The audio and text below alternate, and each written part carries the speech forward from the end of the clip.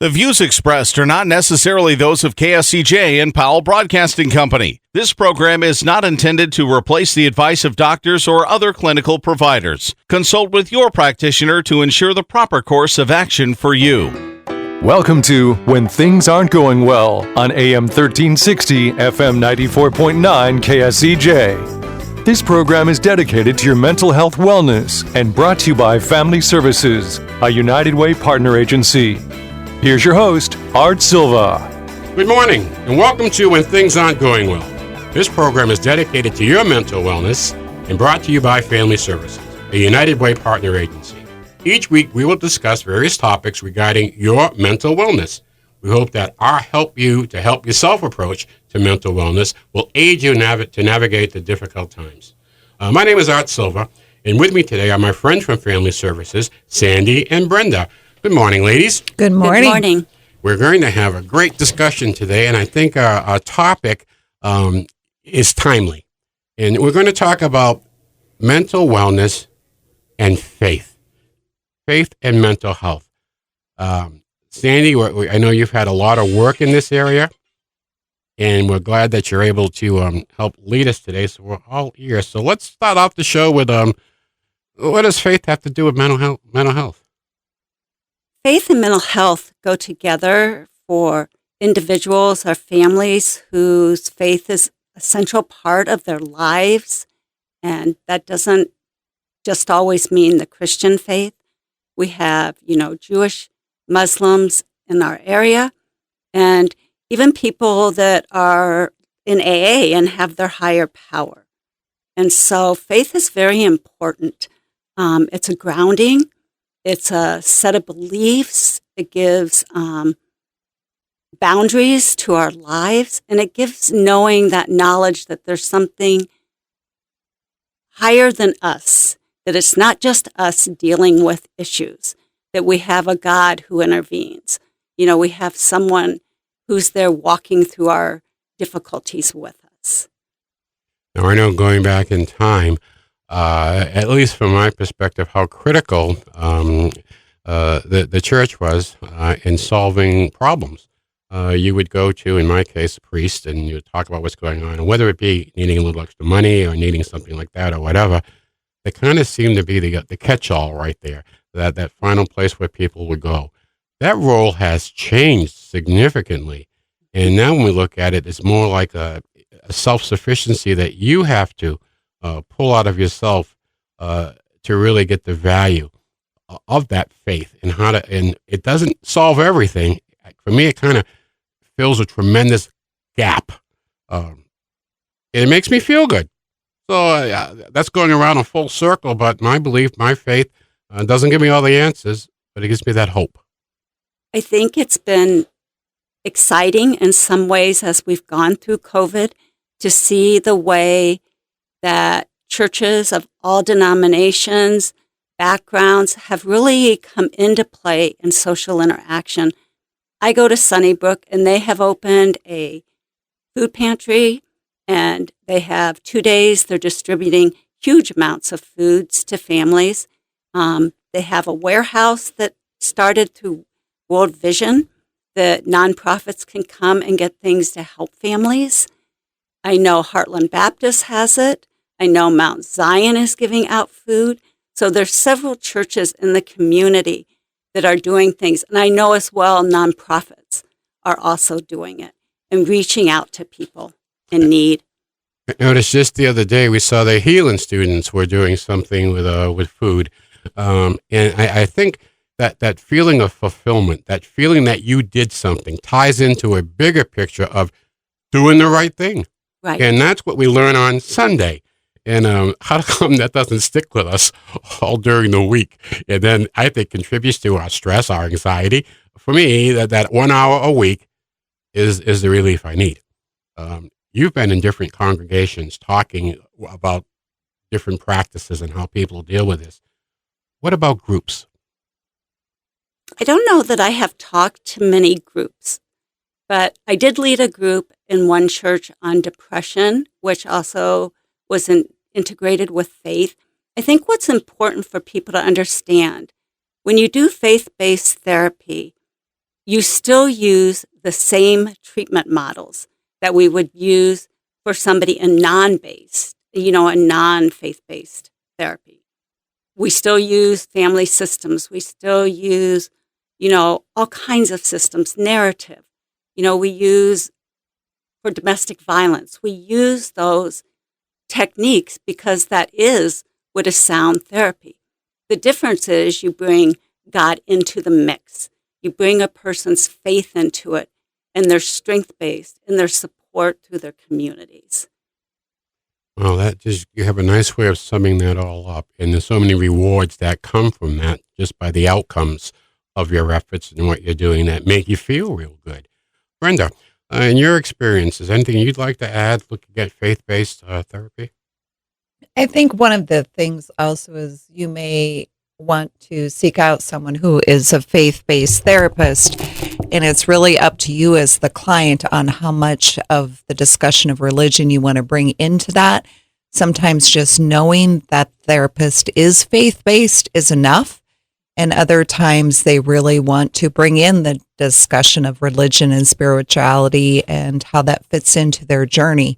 So every client is different and what they want with faith-based. It's available, and to know that you can express yourself and be heard and have that connection. A lot of therapy is having the rapport with your therapist.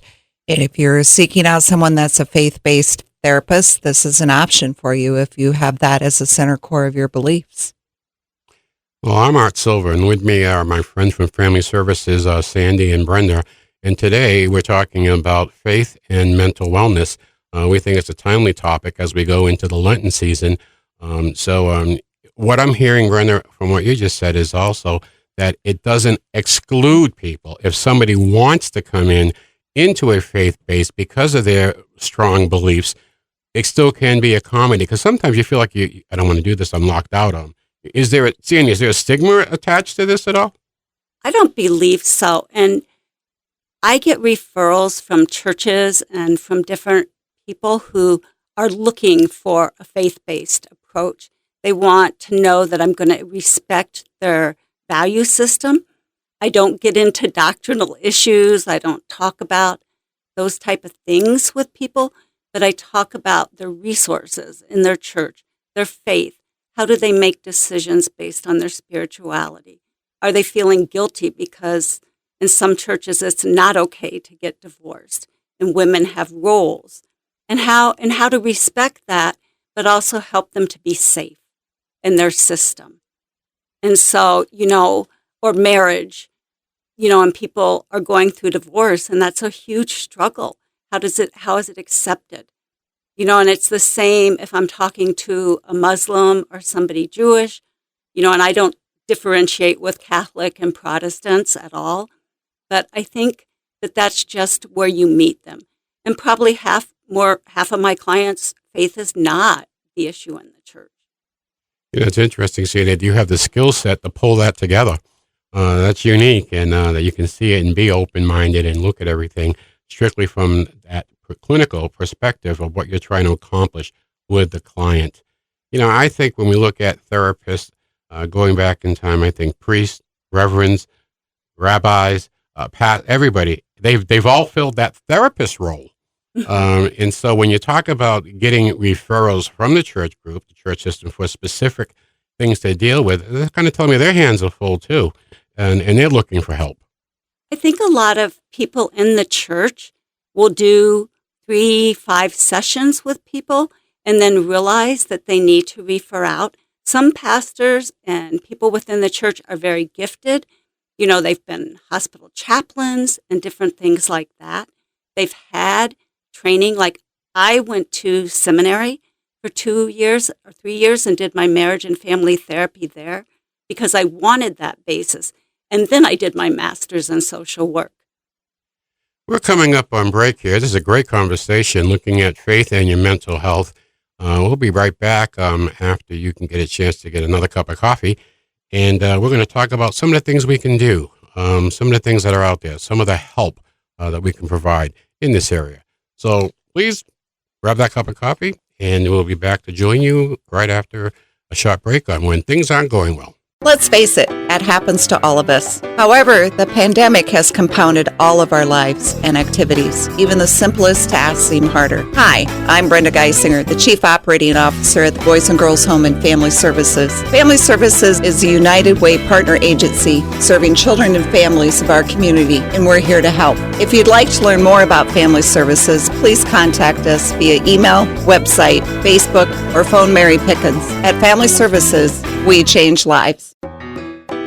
Welcome back to When Things Aren't Going Well on KSCJ. Here's Art Silva. Welcome back to When Things Aren't Going Well. I'm Art Silva, and we're glad you're joining us here this morning. I'm with my friends from Family Services, Sandy and Brenda, and our topic this week is looking at faith and mental health. The first half of the show, we talked about, in general, what it is, the importance of mental health and faith, how it's broken down, that you can get help with a real strong faith for some mental wellness, and how that can be incorporated into your treatment. What we want to talk about now is some of the things that maybe there aren't answers to, that really kind of can stress you out. And this happens in everyday life. And what I'm going to pose to you ladies is the question of, why me? When things happen to people that aren't completely explained by science or whatever, and of course we got this big conflict with science and religion, but why me? How do we address that type in mental wellness treatment? I think it's really important to understand that we can't always go to why me, because then you can get feeling like a victim or you can feel sorry for yourself. So what's more important is, what am I going to do in this situation? How am I going to deal with it? And I do a lot of explaining to people the role of genetics, our hereditary factors. We know that schizophrenia, depression, anxiety, ADHD, there are so many mental health disorders that have hereditary genetic factors. And we're finding more and more out. Some people are really anti talking about that. It's a secret. We don't disclose mental health to anybody. We don't get that support because there's so much shame based around. And I've worked with that, in different cultures and different faith systems. And I think also there's a stigma to somebody that takes medication. But we know that our neurotransmitters, you don't have to be disabled by depression or anxiety. You have to learn the behavioral, cognitive pieces to it. But it also, 50% can be the medication getting you stable enough to be able to do that work. Brenda, your comments in that area? I don't know if there's always an answer when you're asking yourself, why me? It's a matter of, how do I get through this? And sometimes faith is core for people of finding that peace and that hope and something to navigate or help you through that and give you a sense of calmness that I can do this. This is what I was given, and this is what I have to deal with, and how do I manage that? And this is my core belief, and together we will venture through. And it's just hanging on to that. Sometimes there is no answer to the why me, or why is this happening, or what's going to go next. And it's just believing I'm going to be okay. I have my faith with me, and together we're strong. Well, that sounds like quite a combination, and fall back on, I think the hope that your faith brings you is critical. And I know we've gone through with COVID this past year, that we've lost, our faith brought us, at least for me, that feeling of togetherness. When you're at service, you're at mass for me, and we've lost that. We've lost that sense of togetherness, and that to me was a big factor. I can still pray, I can still go to mass, but it's without the people, it's not the same. So when you get into a congregation, what are some of the topics that you mentioned? Depression, but what are some of the topics that are present right now in congregation? Grief, one of them. How do you deal with grief? Grief is really a huge issue. People who have died because of COVID, people who have lost children. There's so many issues happening right now. The stress, the suicide rate among adolescents has just quadrupled. during COVID. They're isolated. They can't do the things they want to do. We see that in the elderly who have become they're isolated. You're in your nursing home. You can't have visitors come in, and some of them, they've had to stay in the room. They can be in their doorways. There's so much in so many different ranges. Unfortunately, a lot of our churches are broadcasting either on television or you can watch services online, and I think that's been a huge help for people going through this. I know two churches, they met in the parking lot and you could turn on the radio station. And so you felt like you were in the community, but you weren't being exposed. You weren't spreading. I'll tell you, that's we're going to look back on this, and I hope we gain some changes that are beneficial for us, that we've learned from this. But I really kind of can't wait to get back to we need each other. And boy, your faith. This is a good time to test your faith. If you're doing a one-on-one deal without the crew and you're hanging in there and trying to be strong for everybody else, but where are you getting refueled? Where are you getting recharged? So sometimes I find that you settle for less because you're not getting as much as you had in the past in terms of reinforcement, positive reinforcement, but it really draws down on everything that you've done in your life regarding trying to get yourself strong. And if you had a good foundation and a good background, you're strong enough. And that helps you to help other people. Faith can make you bulletproof, I feel. That's just me at an early age. And you want to talk about how tough you are? It's a different kind of toughness. Mm-hmm. It's a different kind of toughness. Brenda, you want to add to any of this? I think that toughness is almost like I'm a warrior, but I'm silent. It gives you that shield of I can handle anything through my faith, and it gives me a center of my armor and what we're going to do. And in relation to being part of a congregation or the faith-based community, it's all the same values and beliefs and reinforcement of together as one, we can get through this. But there has been that sense of loss of I haven't seen my pastor or I haven't seen someone else from my church and I miss them. And it's waiting for those moments to reconnect and finding the togetherness that we so often need and want. The togetherness, that kind of comes back to full circle. We've talked about that.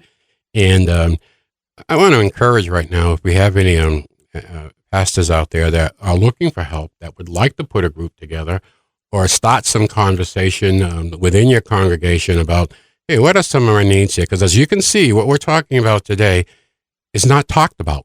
We're sharing with you what we're seeing with adolescents. We're sharing with you what we're seeing with the elderly in isolation. So if in your congregation you think you'd like to put something together where we could talk about this, bring a forum together, please give us a call at Family Services, 293-4900. We want to help. We want to bring this, the best way to deal with this, bring it to the surface, look at all the positive things going for us that we can go forward with, and faith is one strong one, and it puts us back together again. And we start to live off of each other's strength, and that's all good. Sandy, anything you would like to contribute to that? How do we get back? Let me ask you that. How do we get back? I think we have to be creative. My small group from church started meeting, we all wear masks, in a warehouse. So we sit, if we're couples or in our family group, and we have single people in our group too, and we just have a lot of distance between the chairs, and we wear masks. We're fortunate that one of our leaders in our group owns a warehouse. So we're able to do that, and he's opened it up to lots of groups within the church are using his warehouse. So that's one way. I think being connected by phone. And you're right, I watch church on online on Sunday mornings, and it is not the same as sitting with my husband in my living room. I sure cannot worship the same way I do in church. I'm with you, and that's part of the challenge. Part of the challenge to the organizations trying to deliver the service. It's their best effort, but I think it just highlights the fact that our togetherness is our strength. And without that, I tell you this, I only see certain people in community when I saw them in church. And when you don't see them, I don't know, how are they? What are they doing? I care about that. I'm just, that's part of my family. Brenda? Yeah, I think it's just another network of being together, and you miss people, and is finding ways to still connect. We're not through this, but together we will get through it. Well, that brings me to the next point. I don't think it's going to be a throw the light switch on and we're back to normal. No. So I think we're going to have to go through, how do we do this? Like, I can imagine my first lunch with my friends. I got Kevin and Denny and have lunch with them. I hope we're not sitting there talking about, oh man, what'd you do last year? Or what? So how do we get back into this good feeling again? I think it's going to take a little bit of work. Slow and easy. Take Slow it a and day easy. at a time. That sounds good. Slow and easy. Kind of work it out as we get through. I see the light at the end of the tunnel right now, and it's really good. And this has been a great show, a great topic. I always try to end the show with a little bit of humor, because I think humor is good for our mental health also. So today's joke is about a game warden who catches an unlicensed fisherman in the act. And you're going to pay a big fine for all those fish in your bucket. But officer, I didn't catch these. These are my pet fish, and I just bring them here to swim. When they're done, they jump back into the bucket. Oh, really? I got to see this. If you can prove it, I'll let you go. Well, the fisherman empties the bucket into the lake and waits patiently. A few minutes go by, and nothing happens. Game warden says, so where are the fish? Fisherman says, what fish? Okay, we're going to give a shout out this week to Jan Dorr. She's been with us from day one. Jan, good morning to you. And a special shout out to the Siouxland Community Health. They have done an outstanding job. Amazing. They get behind them if they got a difficult problem, just controlled by their availability of product. But they are a class professional group of people down there that have done a fantastic job. So with that, we're going to give a shout out to the Siouxland Community Health. Thanks for what you're doing, and the best is still yet to come. Next week, our topic is going to be grandparents parenting. So please join us here on When Things Aren't Going Well, 7 o'clock Saturdays on KSCJ. Happy trails to you until we meet again. Happy trails to you. Keep smiling until then. Happy trails.